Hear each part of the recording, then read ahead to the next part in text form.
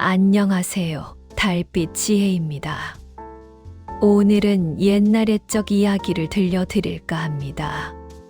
지혜로운 옛이야기 들으시면서 편안하게 주무셔도 좋습니다. 첫 번째 이야기 신 내려오신 날. 옛날 옛적 어느 산골 마을에 이런 일이 있었습니다. 마을 사람들은 마을 뒤 산에 산신령이 산다고 믿었습니다.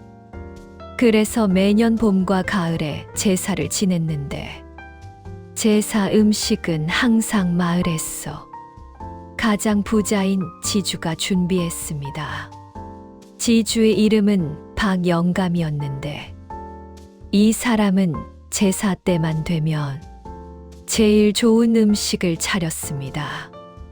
소도 잡고 닭도 잡고 떡도 만들고 과일도 준비했습니다. 하지만 여기엔 비밀이 있었습니다. 제사가 끝나면 그 모든 음식을 자기 집으로 가져갔어 먹어치운 것입니다. 산신령님, 이 좋은 음식들을 드립니다 하고 외쳤지만 제사 후에는 산신령님이 드실 음식을 박영감이 남김없이 챙겨갔던 겁니다. 마을 사람들은 모두 알고 있었지만 아무도 뭐라고 할 수 없었습니다. 박영감이 워낙 돈이 많고 권력이 세었거든요. 그러던 어느 해 봄날 이상한 일이 일어났습니다. 마을에 낡은 지팡이를 들고 다니는 할아버지가 나타난 것입니다. 할아버지는 남루한 옷을 입고 있었고 얼굴은 때가 잔뜩 묻어 있었습니다. 할아버지는 마을을 이리저리 돌아다니며 마을 사람들에게 물었습니다. 여보게, 이 마을에 산신령이 계신다는데 산신령 제사는 언제 지내나? 마을 사람들이 대답했습니다. 요새는 못 본 지도 오래됐는데 이번 주에 제사를 지낼 예정입니다. 할아버지가 웃음을 지었습니다. 그렇군, 그럼 이번에는 제가 구경을 해봐야겠네요. 박영감이 이 말을 듣고 와서 물었습니다. 누군가 제사를 구경하고 싶다고. 됐어. 하지만 이 제사는 깨끗한 사람만 볼 수 있는 신성한 의식이야. 그런데 당신 저렇게 더럽고 낡은 옷을 입고서 와도 되나? 할아버지가 대답했습니다. 아, 이 낡은 옷 좀 봐주세요. 길을 다니다 보니 이렇게 됐습니다. 하지만 제 마음만큼은 깨끗합니다. 그러니 제가 제사를 구경해도 괜찮을까요? 박영감은 할 수 없이 허락했습니다. 할아버지의 겸손한 태도가 마음에 들었거든요. 제사 날이 되었습니다. 박영감과 마을 사람들이 모두 모였습니다. 그리고 할아버지도 한 구석에 앉았습니다. 박영감이 무릎을 꿇고 절을 했습니다. 산신령님, 이 미천한 종이 좋은 제사를 준비했습니다. 어서 내려오셔서 드시기 바랍니다. 그러자 신기한 일이 벌어졌습니다. 갑자기 하늘이 어두워지고 천둥 소리가 울렸습니다. 그리고 한 줄기의 빛이 내려왔습니다. 모든 사람들이 경악했습니다. 산신령이 정말 내려오는 건가요? 그 빛이 사라지고 마을 사람들의 눈에 들어온 것은 놀라운 광경이었습니다. 그 낡은 옷을 입은 할아버지가 이제는 마치 빛나는 옷을 입은 신령처럼 보이는 것이었습니다. 할아버지의 모습이 변해 있었던 것입니다. 내가 산신령이다. 할아버지가 말했습니다. 내가 이 산을 지키고 있었고 이 마을을 돌봐왔다. 박영감이 벌벌 떨리며 절을 했습니다. 산신령이 계속했습니다. 박영감이여, 나를 속인 게 뭔지 아시오? 박영감이 대답할 수 없었습니다. 매년 그렇게 좋은 제사를 지낸다고 하면서 제사가 끝나면 모든 음식을 자신의 배를 채우는 데 썼지. 아니 하오? 나는 한 입도 먹지 못했지만 당신은 나를 위한 제사라는 이름으로 욕심을 채웠소. 이것이 신을 속이는 일이라는 걸 이제 알겠는가? 박영감은 고개를 숙였습니다. 산신령이 계속했습니다. 하지만 이번엔 달랐다.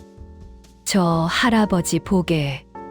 저 할아버지는 이 더럽고 낡은 옷을 입고도 나를 진심으로 찾으러 왔고 이 신성한 의식을 구경하고 싶어 했네. 저것이 바로 진정한 존경이요. 그리고 산신령은 박영감을 노려봤습니다. 박영감, 내 벌을 받을 준비를 하시오. 마을 사람들이 흠칫했습니다. 무슨 벌이 나올까요? 벌은 이거다.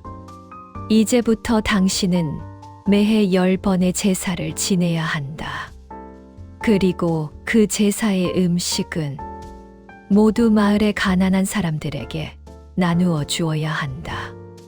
그것이 당신의 속죄 방법이다.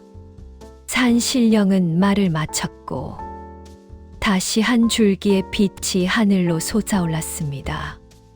그리고 할아버지는 사라져 버렸습니다. 박영감은 얼굴이 창백해졌습니다. 하지만 마을 사람들 중에는 이 일을 기뻐하는 사람들도 있었습니다. 이제 가난한 사람들이 좋은 음식을 나누어 먹을 테니까요. 그 이후로 박영감은 정말로 10번씩 제사를 지었고 모든 음식을 마을 사람들에게 나누어 주었습니다. 처음에는 마지못해서 했지만 시간이 지나면서 박영감도 변했다고 합니다. 다른 사람들을 도울 때의 기쁨을 깨달았던 것입니다. 그리고 마을 사람들은 그 이후로 더욱 열심히 마을을 지키는 산신령을 존경했다고 합니다. 신을 속이는 것은 결국 자신을 속이는 것과 같다는 깨달음을 얻었거든요. 다음 두 번째 이야기입니다. 세 아들의 서로 다른 길. 어느 한 마을에 나이 많은 아버지가 있었습니다. 그 아버지는 3명의 아들을 두었는데 모두 다른 성격과 재능을 가지고 있었습니다. 첫째 아들은 똑똑하기로 유명했습니다. 책도 많이 읽었고 글도 잘 지었습니다. 아버지는 첫째가 벼슬을 해서 가문을 빛낼 거라고 생각했습니다. 둘째 아들은 손재주가 뛰어났습니다. 목수로서 어떤 것이든 만들 수 있었고 집을 짓거나 가구를 만드는 데 탁월했습니다. 셋째 아들은 가장 특이했습니다. 다른 두 형들처럼 똑똑하지도 않았고 손재주도 특별하지 않았습니다. 하지만 셋째는 사람들과 이야기하기를 좋아했고 모든 사람을 친구처럼 대했습니다. 아버지는 나이를 먹으면서 점점 약해졌습니다. 그리고 어느 날 아버지는 세 아들을 불렀습니다. 내 아들들이여, 내가 이제 오래 살지 못할 것 같다. 내가 죽은 후에 너희 형제가 화목하게 지내길 바란다. 아버지는 세 아들에게 동전 3개를 주었습니다. 이 동전 하나씩을 가져라.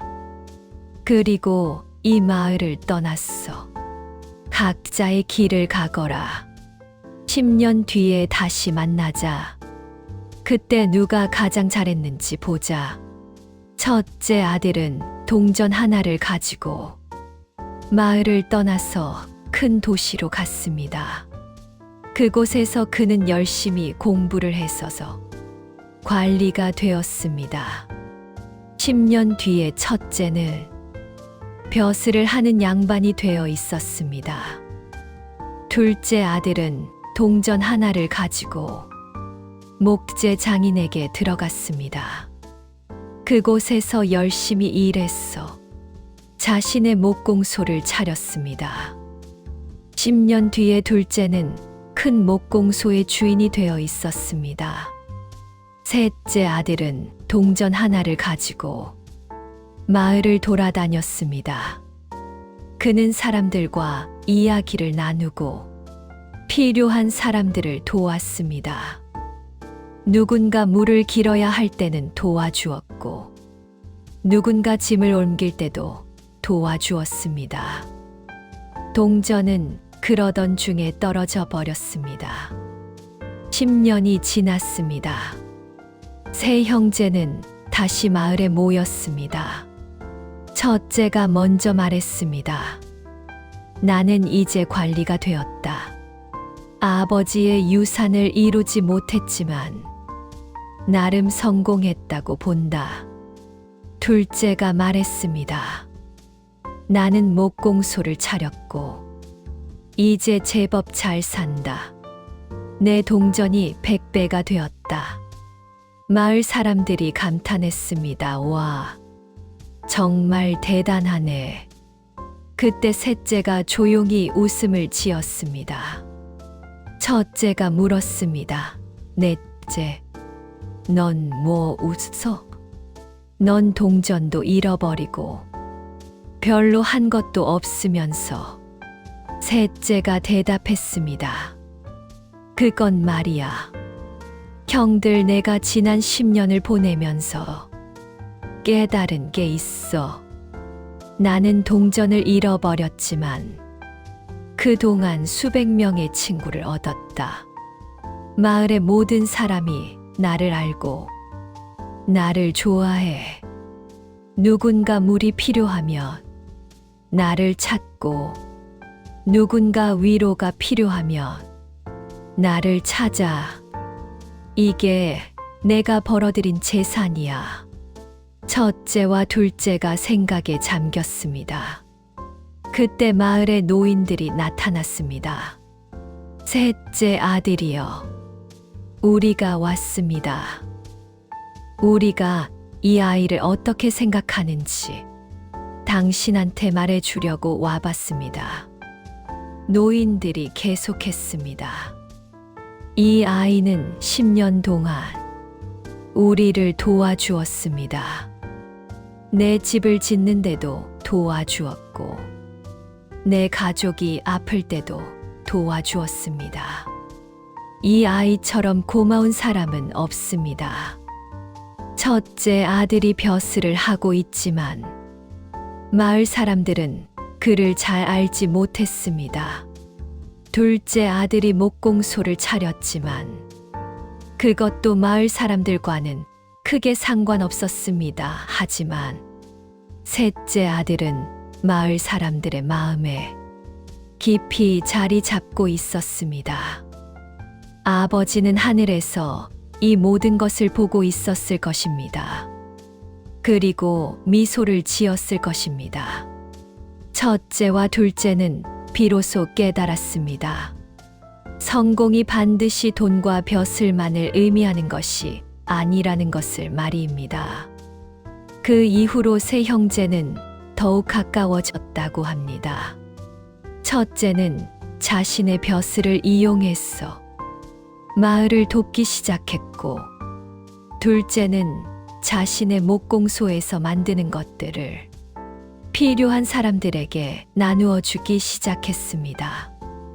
그리고 셋째는 여전히 사람들을 돕고 있었습니다. 세 형제가 함께 일할 때 마을은 더욱 번영했고 마을 사람들은 더욱 행복해졌다고 합니다. 세 번째 이야기 이어갑니다.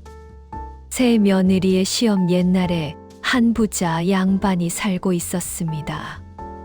그 양반은 세 명의 아들을 두었는데 모두 이제 장가를 갈 나이가 되었습니다. 그 양반은 자신의 재산을 누구에게 줄지를 정하기 위해 특별한 방법을 생각해냈습니다.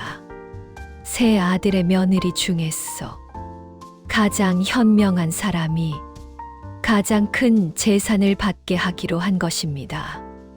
그래서 양반은 세 며느리를 불렀어 각각에게 특별한 시험을 내렸습니다. 첫째 며느리에게는 쌀 한 되를 주었습니다. 이 쌀을 가지고 뭔가 만들어라. 그것이 가장 아름다운 것을 만들면 너에게 상을 주겠다. 첫째 며느리는 쌀을 가지고 갔어. 맛있는 떡을 만들었습니다. 그리고 그 떡에 예쁜 색을 입혀서 가져왔습니다. 둘째 며느리에게는 천 한 피를 주었습니다. 이 천을 가지고 뭔가 만들어라. 그것이 가장 실용적인 것을 만들면 너에게 상을 주겠다. 둘째 며느리는 천을 가지고 갔어. 예쁜 옷을 만들었습니다. 그것은 정말 잘 어울리고 실용적인 옷이었습니다. 셋째 며느리에게는 동전 하나를 주었습니다. 이 동전 하나를 가지고 뭔가 만들어라. 그것이 가장 가치 있는 것을 만들면 너에게 가장 큰 상을 주겠다. 셋째 며느리는 동전 하나를 가지고 생각에 잠겼습니다. 이 작은 동전으로 뭘 만들 수 있을까? 그때 셋째 며느리는 시장에 가서 씨앗을 샀습니다. 그리고 그 씨앗을 마당에 심었습니다. 시간이 흐르고 씨앗은 싹이 나서 자라났고 결국 아름다운 꽃을 피웠습니다. 그리고 그 꽃은 계절마다 다시 피었습니다. 양반이 세 며느리의 결과를 봤습니다. 첫째 며느리의 떡은 정말 예뻤습니다. 하지만 떡은 시간이 지나면 상해버렸습니다. 둘째 며느리의 옷도 정말 예뻤습니다. 하지만 옷도 시간이 지나면 낡고 헤어졌습니다. 셋째 며느리의 꽃은 계속해서 피고 졌습니다. 그리고 그 꽃에서 나온 씨앗은 또 다른 꽃을 피워냈습니다. 계절마다 반복되는 이 자연의 선순환이야말로 가장 가치 있는 것이었습니다. 양반이 웃음을 지었습니다. 이것이 바로 가장 현명한 며느리의 답이다. 양반은 셋째 며느리에게 가장 큰 재산을 주었습니다. 그리고 그 이유를 설명했습니다. 첫째 며느리는 아름다움을 알았고 둘째 며느리는 실용성을 알았다 하지만 셋째 며느리는 무엇이 영원한 가치인지를 알았다. 아름다움은 사라지고 실용성도 결국 낡아진다. 하지만 생명의 순환, 자연의 원리는 영원하다.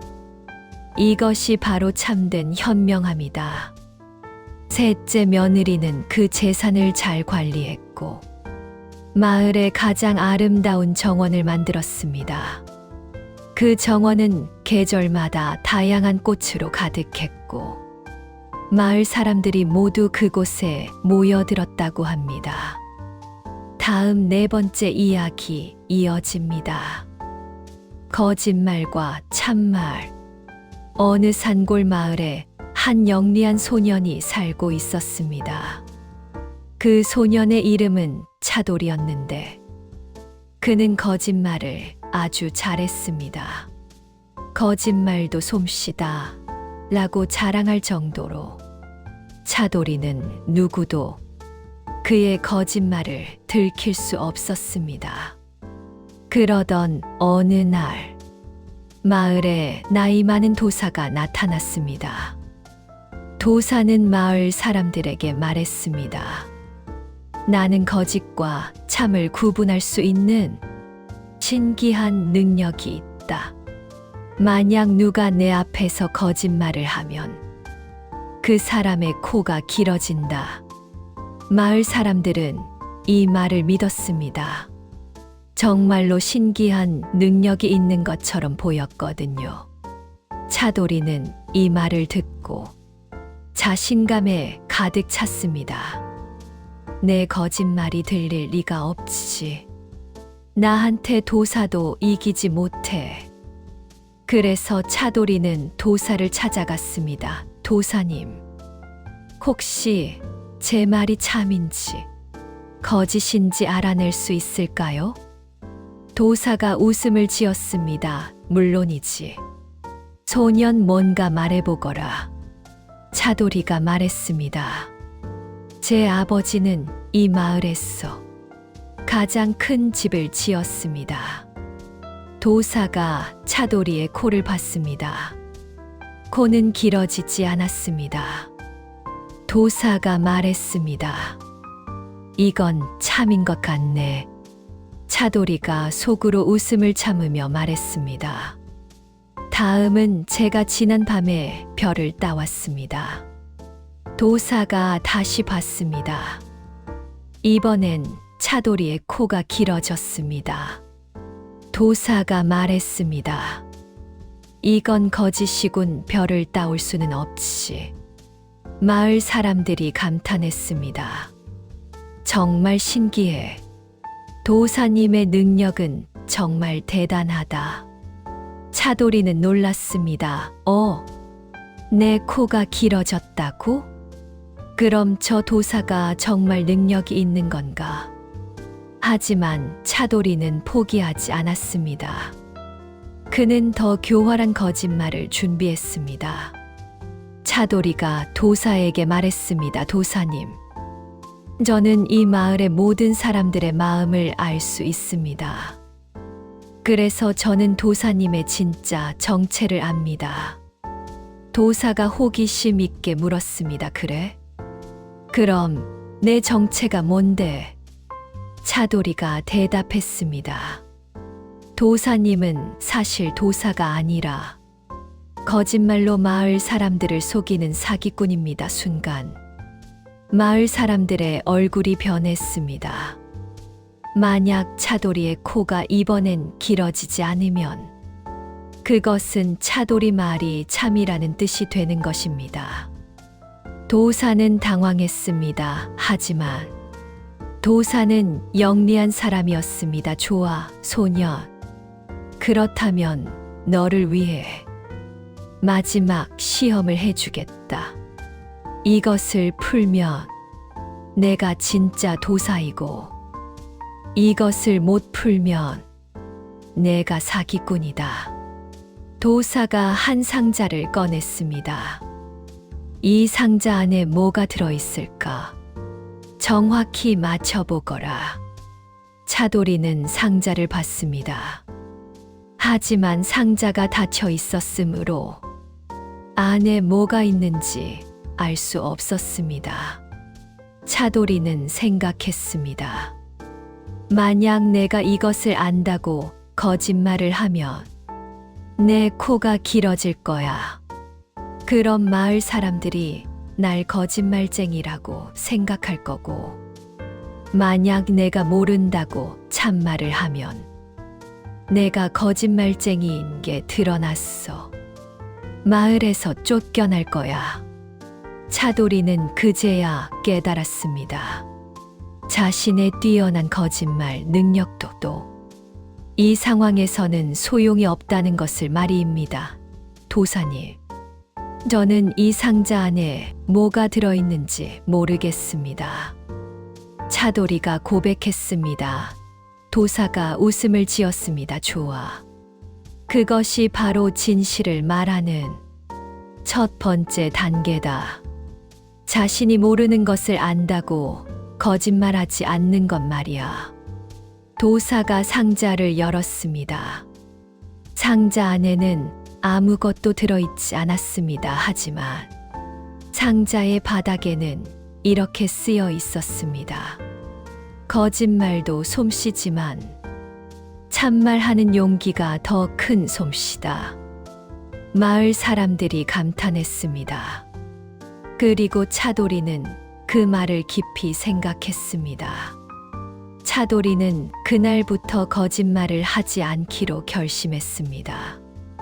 처음에는 어려웠지만 시간이 지나면서 차돌이는 참말만으로도 충분히 사람들을 웃길 수 있고 도울 수 있다는 걸 깨달았습니다.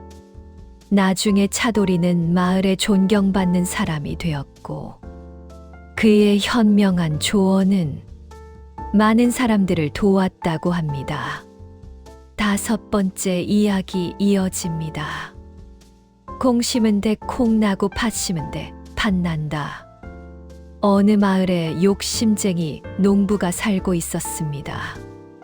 그 농부의 이름은 이총각이었는데 그는 항상 다른 사람보다 더 많이 벌고 싶어 했습니다. 이 총각은 밭농사를 했는데 매년 자신이 심은 씨앗보다 훨씬 적은 양의 곡식을 거두었습니다. 당연합니다. 밭이 그렇게 큰데도 불구하고 이 총각은 너무 욕심이 많았어. 한 밭에 여러 종류의 곡식을 함께 심었기 때문입니다. 쌀도 심고 콩도 심고 팥도 심고 보리도 심으면 더 많이 거두겠지. 하지만 결과는 정반대였습니다.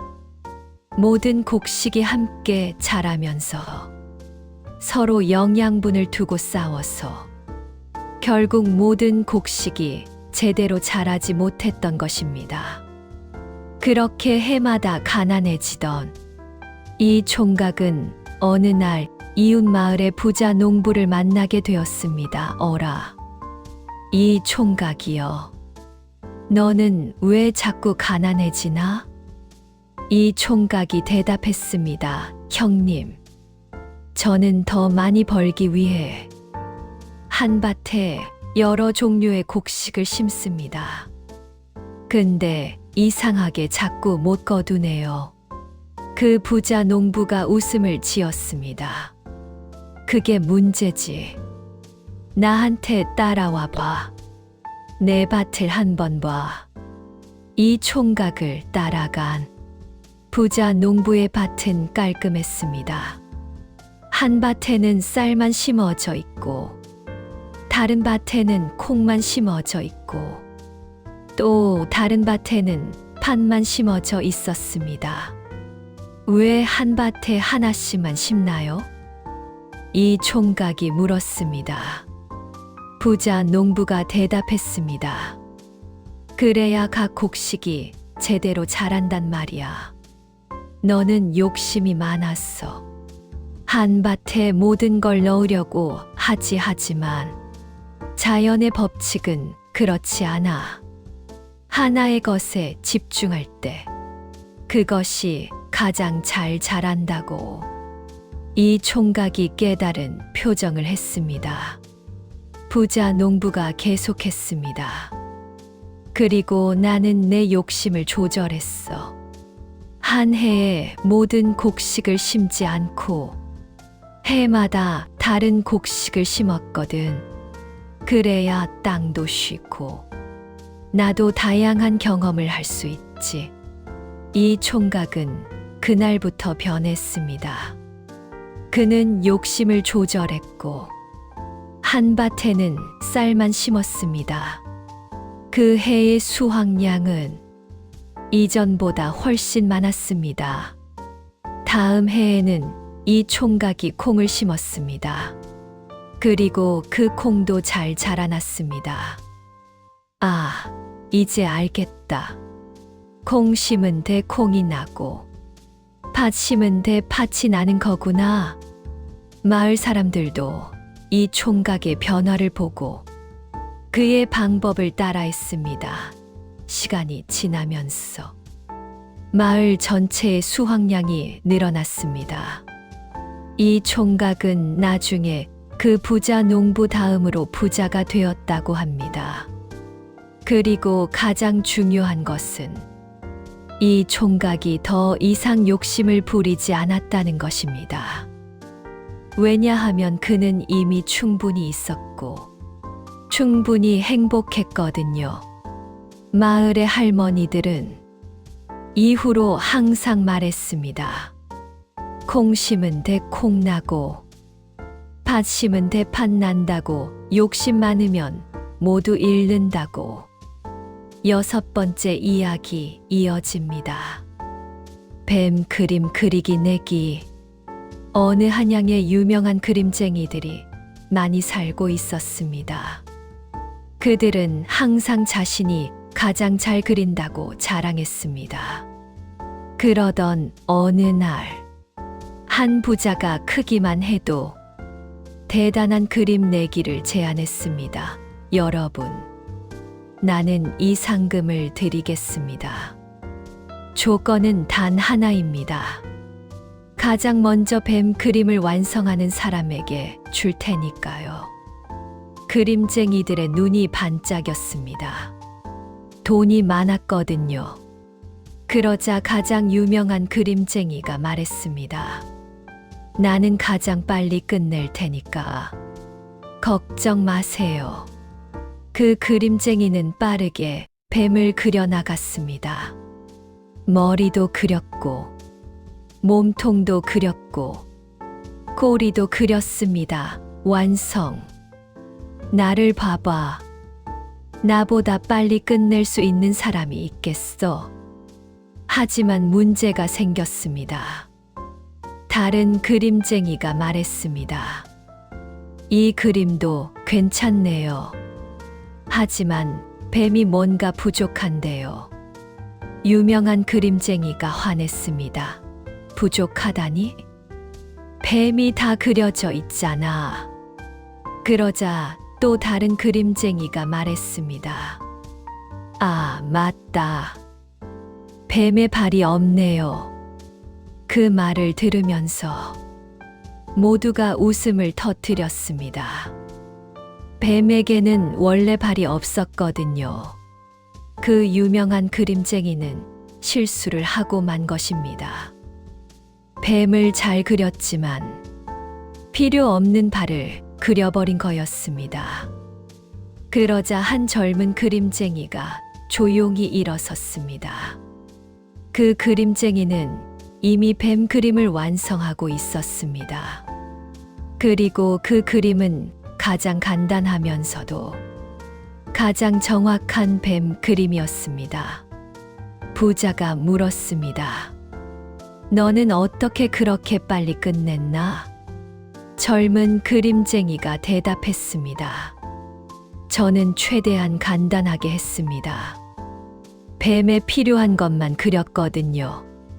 머리와 몸통과 꼬리만 그렸으면 그것이 뱀입니다. 불필요한 것을 추가할 필요가 없었습니다.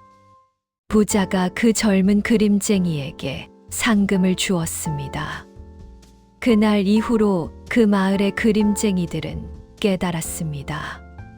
언제나 많은 것을 하는 게 최고인 것은 아니라는 것을 말입니다. 필요한 것만 하고 불필요한 것을 버리는 것이 때로는 더 가치 있을 수 있다는 것을 배웠습니다.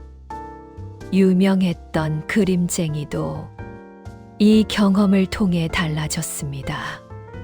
그 이후로는 자신의 그림의 과도한 표현을 없애고 가장 필요한 부분만 집중해서 표현했습니다.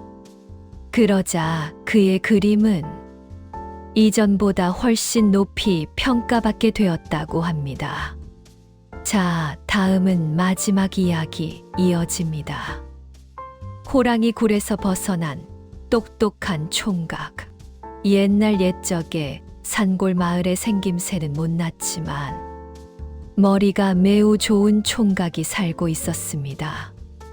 이름은 박순이라 불렸습니다. 마을 사람들은 그를 똑똑이 박순이라고 부르곤 했습니다. 박순이는 가난했어.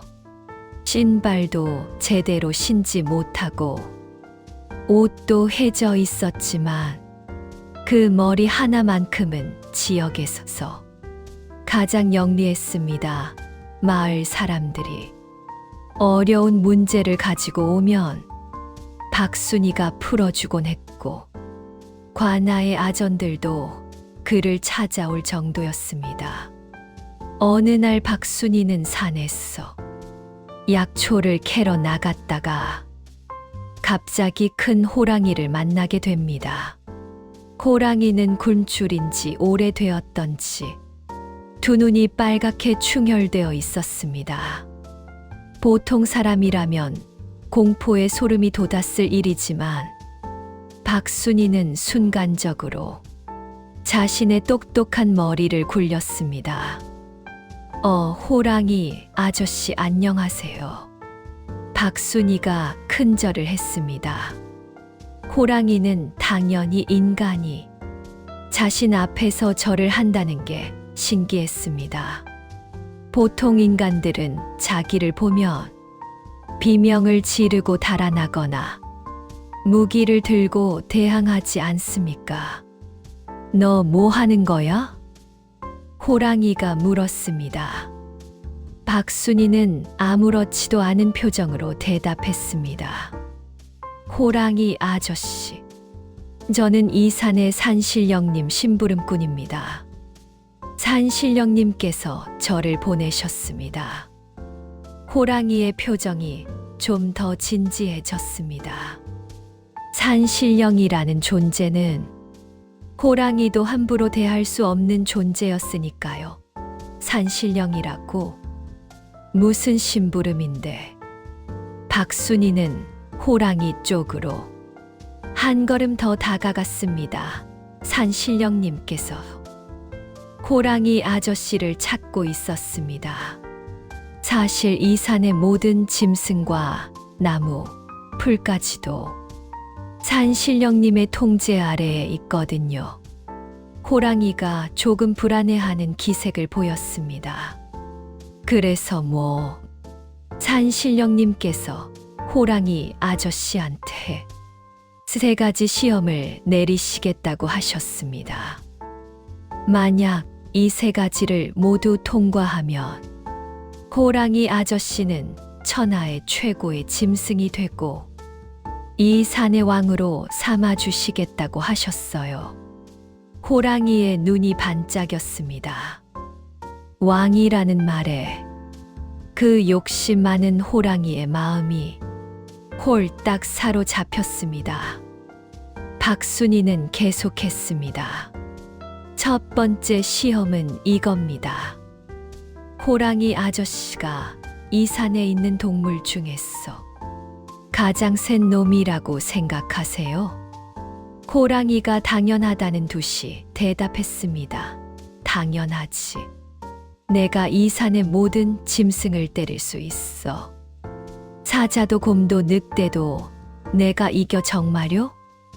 그럼 호랑이 아저씨 한 가지만 더 알려주세요. 혹시 호랑이 아저씨가 쌍코박쥐라는 생물을 아세요? 호랑이가 고개를 갸웃했습니다. 쌍코박쥐 그게 뭐야? 처음 들어본다. 박순이가 신비로운 표정을 지었습니다. 그 짐승은 이 산의 가장 깊은 동굴에만 사는 특별한 짐승입니다. 워낙 신비로운 탓에 일반 짐승들은 만날 수 없거든요. 그런데 산신령님 말씀이 그 쌍코박쥐는 호랑이 아저씨보다 훨씬 세다고 하셨어요. 호랑이는 화가 났습니다. 뭐 호랑이인 나보다 더 센 놈이 있다고? 그럼 내가 산의 왕이 될 수 없잖아. 그 쌍코박쥐를 찾아서 꼭 이겨야 해. 박순이가 신중한 표정으로 말했습니다. 호랑이 아저씨, 그건 정말 위험합니다. 그 쌍코박쥐는 호랑이보다 훨씬 강해서. 됐어. 나한테 그 쌍코박쥐가 사는 동굴을 알려줘. 내가 그놈을 꼭 이겼어서 진짜 이 산의 왕이 되겠어. 박순이는 한숨을 쉬며 말했습니다. 알겠습니다. 그럼 따라오세요. 제가 안내해 드리겠습니다. 박순이는 호랑이를 이끌고 산 깊숙한 곳으로 들어갔습니다. 그리고 한 깊은 동굴 앞에 멈춰 섰습니다. 여기가 쌍코박쥐가 사는 동굴입니다. 호랑이 아저씨, 이 동굴로 들어가세요. 호랑이가 기다리지 못하고 동굴 속으로 뛰어 들어갔습니다. 박순이는 빠르게 동굴 입구 양쪽에 있던 큰 돌멩이를 들었어 동굴을 막아버렸습니다. 안녕히 호랑이 아저씨, 박순이가 외쳤습니다. 동굴 안에서 호랑이의 울음소리가 들렸지만 이미 돌이 막혀 있었습니다. 쌍코박쥐라는 건 애초부터 존재하지 않는 상상의 동물이었던 겁니다. 박순이는 그렇게 자신의 똑똑한 머리로 위험한 호랑이를 격퇴한 것입니다. 이 이야기가 마을에 알려지면서 박순이는 더욱 유명해졌습니다.